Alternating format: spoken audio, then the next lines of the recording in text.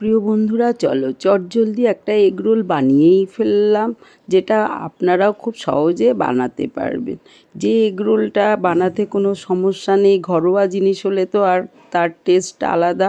Simple পদ্ধতিতে প্রথমে ময়দাটা মেখে নিয়েছিলাম, বেশ বড় করে একটু লেচি করে তেল দিয়ে বেললাম। ইচ্ছা হলে আটা ময়দা যা হোক দিয়ে বেলতে পারেন, এতে বড্ড জায়গাটা একটু আনক্লিন হয়ে যায়, সেক্ষেত্রে এইভাবে বেলে নেওয়াটাই বেশ ভালো। আর তেল দিয়ে বাড়াতেও কিন্তু খুব সুবিধা, তা নাহলে ময়দার রুটি বা লুচি পরোটা যাই বানাতে যান তাহলে কতটা একটু সমস্যা হয় দেখতেই পাচ্ছেন। যাই হোক, বেশ বড় করে আমি বানিয়ে ফেলেছি। এবার চাটুতে যোগ করেছি, এপিট ওপিট করে তেল দিয়ে ভাজাটা করে নেব। আর বেশ দারুণভাবে একটু মুচমুচে করে ভেজে নিলে আর কোনো কথা হবে না। চলুন, বেশ দুই পিঠটা যখন হয়ে গেছে, দেখুন ফুলে উঠেছে, তাহলে চটজলদি এটা কিন্তু করে নিলে বা করে রেখে দিতেও পারেন। যাই হোক, আমি কিন্তু ইনস্ট্যান্ট বানিয়ে ফেললাম, রেডি হয়ে গেছে আমার পরোটাটা। কত দারুণ হয়েছে দেখেছেন। এবার একটা ডিম প্রথমেই ফাটিয়ে নিলাম টুক করে। আমি একটা গ্লাসই ব্যবহার করি, বেবি গ্লাসগুলো কিন্তু খুব ভালো। এর মধ্যে একটু লঙ্কা গুঁড়ো, লবণ দিয়ে ভালো করে ফেটিয়ে নেব। যত ফেটাবেন তত কিন্তু ফুলে যাবে ডিমটা। আর এবার ততক্ষণে চাটুটাও গরম করে তেল ঢেলে দিয়েছি, তেলটা একটু চারপাশে করে নিয়ে ফেটিয়ে নেওয়া ডিমটা আবার একবার ফেটিয়ে রেডি করে নিচ্ছি। এতে কিন্তু ডিমটা বসে যাবে না।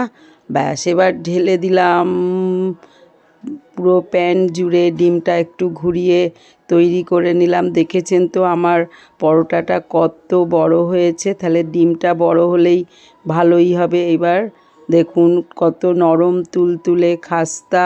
দেখুন পরোটাটা বসিয়ে দিয়েছি, চারপাশে হাত দিয়ে একটুখানি ভালো করে বেশ করে নিলাম। এদিকে ডিমটাও ভাজা ভাজা হয়ে গেছে।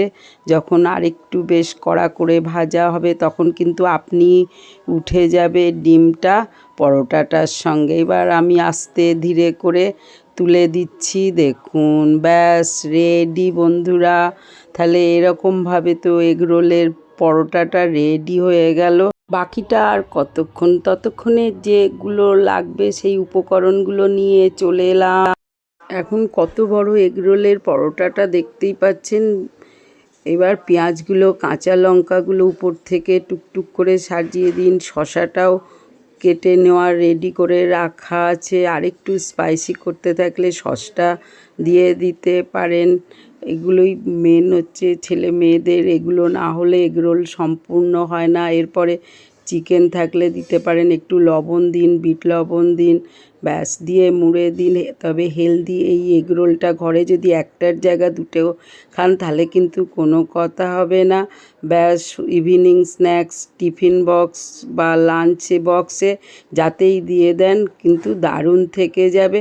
আমি তো এখন খেতে শুরু করে দিয়েছি। চলুন বন্ধুরা, বানিয়ে ফেলুন চটজলদি ঘরোয়া উপকরণে। কেমন হয়েছে জানাবেন। ভালো লাগলে প্লিজ আমার চ্যানেলটা লাইক শেয়ার সাবস্ক্রাইব করে সঙ্গে থাকুন। আজ আসি নিত্য নতুন নতুন সহজ রেসিপি বানানোই আমার প্রয়াস, সেইভাবেই আমি বানাই।